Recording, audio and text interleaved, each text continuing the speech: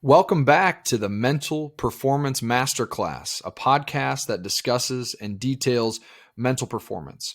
I'm Nick Kleitch, and with me is my co-host and owner of Litt Leadership and Performance, Scott Litter. Scott, how are we doing this evening? I'm doing great. Hey, looking great with that new haircut there today. Yeah, we were just joking about how we both got our ears lowered. I think I've heard that term before thrown around, a little older school term, but yeah, we're both looking nice and sharp for this. Hey, this is as good as we're going to look right here. So That's good right. night to That's be on right. camera. Beautiful, beautiful. So we're going to continue on with our season one of the Mental Performance Masterclass, and we've been diving into self-talk, and it's been really great to be able to, just exchange some notes and some thoughts amongst ourselves before kind of coming in prepared for this episode. And the episode today, episode 2, is going to be labeled performance. So we're going to be talking all things sports performance and how to maybe tie that into everyday life. So in terms of performance, I think everyone, has an iteration of that in life. Maybe they played high school sports, maybe they played college sports, and, some are lucky to continue to be coaching in those areas. And so that's where we kind of found out this would be a good place to start is going to the sports realm. So you actually had a couple of very cool experiences here recently about some youngsters that you've been working with for a while that really found value in this, and ultimately it led to them having a ton of success. So I'm going to go ahead and kick it over to you to kind of dive in. Yeah, I spent really all school year, the 24-25 school year, working with a little school called Springville, which is just outside of Cedar Rapids. Spent time with their fall athletes, their winter athletes, all the different sports, and then their spring athletes. And of course, the girls and boys state track meet was recent, and their coach just sent me a couple pictures of some of the quotes that the kids had made in the paper. And one of the quotes was from a boys athlete and one was from a girls athlete. It's kind of interesting because both people talked about the exact same thing. Both of them said that in a big event like the state meet, and they performed very well, set school records, placed very high in the state track meet, that one of the things that really helped them is that they had worked on mindset a lot, and they had learned to turn their nervousness into excitement. And this is one of the lessons. And I did this through a company called Z Winning Mindset that I used to work for. Right now, I'm taking a break, not working for them right now. But and we have a lesson that we taught them that helps them reframe, which we call it cognitive reframing, reframe their self-talk. And there's a great video out there by Simon Sinek. If you want to find it, all you have to do is go to Google, type in Simon Sinek, nervousness versus excitement. And he talks about in that video watching Olympic athletes being interviewed in 2012. And the question that kept getting asked is, were you nervous? Were you nervous in the big event in your Olympic moment? And all of these elite athletes said, no, I was excited. And so he noticed that and he said, I'm going to try this. And he started doing this on an airplane. When there'd be turbulence on the airplane, when he would normally get nervous, he would start saying, this is exciting. And he started interpreting the turbulence on an airplane as excitement instead of nervousness. And so the way that I've tried to teach athletes to do this is, number one, think about when you get nervous. What happens? What are the physical feelings that your sympathetic nervous system is feeling? For me, I always had to go to the bathroom. I would yawn. My heart would kind of start beating faster. Sometimes I have a hard time catching a breath. But when I was nervous, I knew it, right? There were some physical symptoms in my body. Now, that's not probably going to go away for most of us. We're probably going to, if it's a big job interview, it's an athletic event, it's public speaking, right? We're going to get some of those physiological feelings. But what can change is how you interpret that. And I think the important thing to understand is that your body is actually preparing you to perform at your best, right? It's sending adrenaline through your body. It's sending blood to areas of your body that are going to help you perform at your best. And so the key is to, first of all, I would have people write down what are the negative thoughts that you have when you get nervous, right? People say, I don't want to be here. I just want to go home. I'm nervous. I don't feel good. My legs are tired, whatever it might be, right? I'm going to mess this up. I'm going to make a fool of myself. A lot of times when people feel those sympathetic nervous symptoms, they start saying negative stuff. Well, all we really need to do is replace those negative thoughts with positive self-talk. Things like, this is exciting. This is my body preparing me to be at my very best.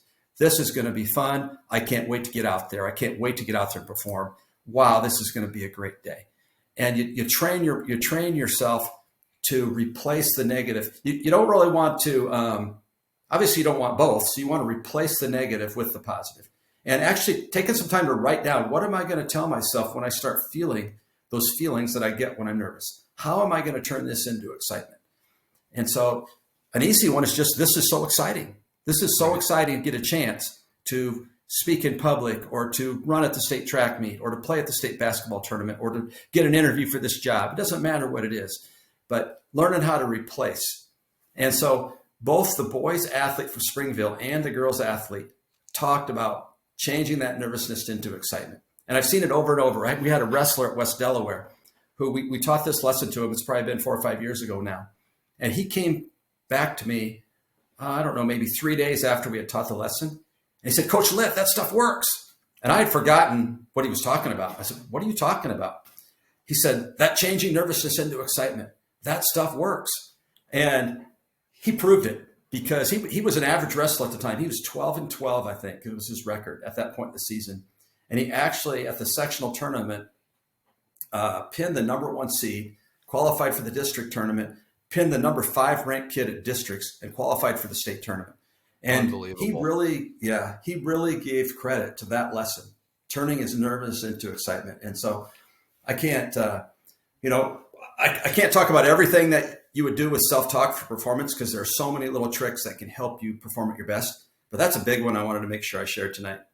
Yeah, absolutely. And to think maybe in a different light of this. So maybe you as the competitor are going through these exercises, right? And what if your opponent is not? What if they are the one that comes out nervous? They are the one that gets thrown off a little bit, and they have because both athletes have the physiological experience, but one of them could be going through this due diligence and turn that kind of that physical fuel into excitement. And the final point on that I'll make is everyone wants to win. That's why we do sports, right? You want to win, but these are the kind of mini separators that when you're able to perform these things, can really make all the difference, whether it's in the beginning part of the match, likely when all this stuff is building up, but also a lot of pressure moments, right? If it's the third period, if it's the fourth quarter and you're needing to make free throws or what have you, knowing that you're ready for that moment and think of it in an excitement. I mean, I think that just kind of, gets you eager to want to perform well. So that's a beautiful starting point. And we're going to kind of continue a little bit into what we're going to use as cognitive priming or mental scripting, or any kind of synonym that goes along with us speaking to ourselves either before something, or again, even during the middle or towards the end. And you had another great example pre-podcast where there was, I believe, either a swimmer or a wrestler who used to say a phrase to himself before he entered the arena. Could you just share on that a little bit as well? Yeah, so I've been studying a famous sports psychologist named Bill Beswick. If you don't know who Bill Beswick is and you're interested in sports psychology, you've got to look him up, because he is amazing. And one of the things he talks about is a world champion swimmer, and he's from England. And I'm not sure, I believe this swimmer was from England, but he talked about that swimmer. Every day he went to train at 6:30 a.m. and he would stop before he walked into that pool and say, today I'm going to train like a champion. Today I train to dominate. 6:30 at night, comes back for his night workout. Before he took one step into that building, he would stop and tell himself, today I train to dominate. Today I train to be my very best. Today I train to be a champion. And so sometimes we think the positive self-talk is only useful when the actual, event, the performance is happening, the competition. It's so important to use that positive self-talk before workouts, during workouts, after workouts, right? It can change the way you train completely. Whereas you're not training to go through the motions. You're not just training to win, and you're training to dominate. And I think that can make a huge difference. And then to point back to what you said earlier, think about what if you multiplied that by 11 guys on the football field at once, or 6 people on the volleyball court, or 5 people on the basketball court, or maybe it's a workout with 40 athletes. What if 40 of them were excited instead of being nervous? What if 40 of them decided they were going to train like a champion that day instead of none of them? Right. So I think the multiplication effects is huge here, and you can just make amazing gains when you get people to say the right things in their head, whether it's before competition or practice. Yeah, and another kind of element I'll bring in here too is when you're going in to train for workouts, let's say, or to compete, sometimes it can become mundane, and they often do say that the mastery of the mundane is what separates the champions from the average. And I think when you're thinking about mental scripting, cognitive priming, kind of self-talk, this can help shift just a little bit from that internal dialogue of, God, I don't really want to be here. Do I really gotta go through this, to, holy cow, like that was poor self-talk. The body doesn't really know the difference as far as like where you're coming into the workout, whether you're tired or excited, but that shift can really help you take advantage of that mundane process of getting better every single day. So are there any other things that you want to talk about in terms of cognitive priming, mental scripting, before we get to kind of our final point? Well, you mentioned feelings, so I'll throw this in real quick. Bill Beswick also told a story of Kobe Bryant in his first professional season, and he missed 3 shots in a row and lost a game. And he was sitting with his face in his hands after the game. When he got to the interviewer said, you must feel so bad about missing those 3 shots. And Kobe said, feelings have nothing to do with this. I wasn't thinking about how I felt. He said, I was figuring out why I missed the shots and how I could make sure I didn't do it next time. And I think the very best athletes, they take feelings out of it. They make feelings irrelevant. And especially when you go into practice, everybody can work hard when you feel like it. Everybody can compete at their best when you feel like it. If you really want to be at an elite level, you have to be able to work your tail off and be motivated and to motivate yourself even when you don't feel like it. And so that would be my last point. And positive self-talk is a huge part of that. Yeah, it enhances it. It really kicks it off in a way, because most of the time, I mean, if you're a former athlete or have performed in arts and music and whatnot, once you get into it, you're kind of forced in some ways to get in that groove. But again, there are many people out there that suffer from that negative self-talk, and that might deter your opponent. If you're someone looking to get a mental edge, this is exactly it right here. And what a wonderful kind of bridge for us to understand that, sports is one thing, right? But it's important to myself and us here at the Mental Performance Masterclass to try to relay this to everyday people. Whether you're going in for a job interview or whether you're trying to get a date with someone or, present well, or, there's a million different ways to kind of set that up. But this isn't just something for athletes. So I know you had prepared a little bit on this as well, too. So I'll give it back to you, Scott, on just some comments on how everyday people can use this. Yeah. I mean, if I'm a nurse, I want to go to work and be the best nurse I can be, right? If I'm a teacher, how can I be the best teacher I could be? If I'm a banker, if I'm a financial planner, how can I really help people become wealthy through financial planning, right? It doesn't matter what you do. Bill Beswick a lot about that we're really all high performers. We all have important things to perform at. You don't have to be an athlete to be a performer. And so example I was going to talk about would be public speaking. There's quite a few people out there that have to speak publicly, whether it's part of your job or just through some organization. And I was actually speaking last October for F&M Bank. Some of you may on here, you might know Nate Dunn, who's president of F&M Bank. He invited me to come to speak to all of their bankers from 7 different locations up in Mason City, Iowa. And so it was kind of short notice because their speaker they were supposed to have canceled on.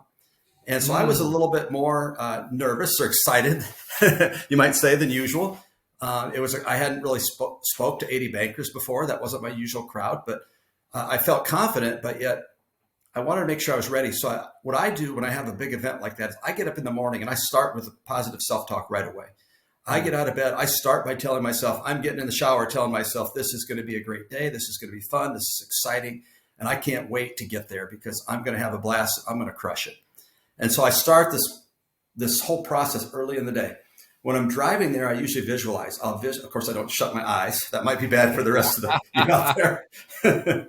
But I'm visualizing with my eyes open what it's going to be like to get up there and perform at my very best. And so those are things that really help you prepare. Now, that day, it was kind of funny because I felt good. A lot of my former students work at F&M, so I was talking to some of them, having a great time. And about 3 minutes before I was going to start talking, person was getting ready to introduce me, and I picked up a glass of water to take a drink, and my hand was going like this as I shook. My hand was shaking, and I realized that I needed to go back to some positive self-talk, right? I need to go back. And I said things like, surrender the outcome, Scott. You don't care. It doesn't matter what these people think. You're going to get up and deliver what you've prepared. And I also told myself, you're going to crush this. I took a deep breath. Deep breathing is a great way to calm your mind. And I got up there and I had a great talk.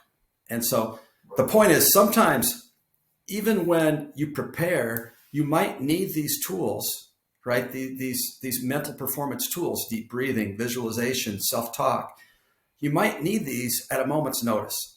And if you wait until you need them, it's too late, right? Just like an athlete who needs to be strong. If an athlete, if he or she waits until the moment he or she needs the strength, it's too late. They should have been working on their strength training the last 6 months. It's the same way with these tools. And that's why I really encourage you, if you want to be able to perform really well in the toughest times, in the pressure moments, you should be working on these mental performance skills well before you need them. Yes. And the last kind of icing on the cake I'll put here before we conclude our episode here is, just exactly to your point, the reason why you're able to do what you did is because of the familiarity you had with the tool itself.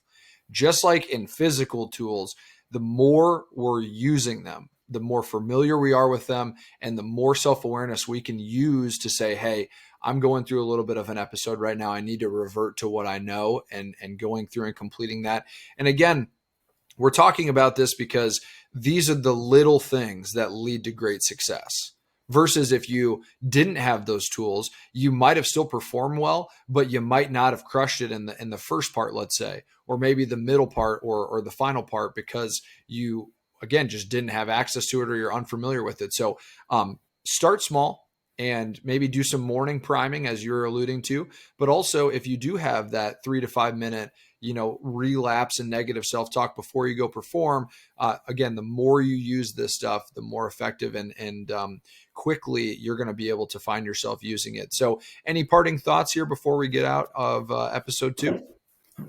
I guess I really think of mental performance as the key to unlocking all of the physical work that we do, whether it's working to be a great volleyball player, whether it's working to be a great nurse, a great teacher, a great banker, a great farmer, whatever it is.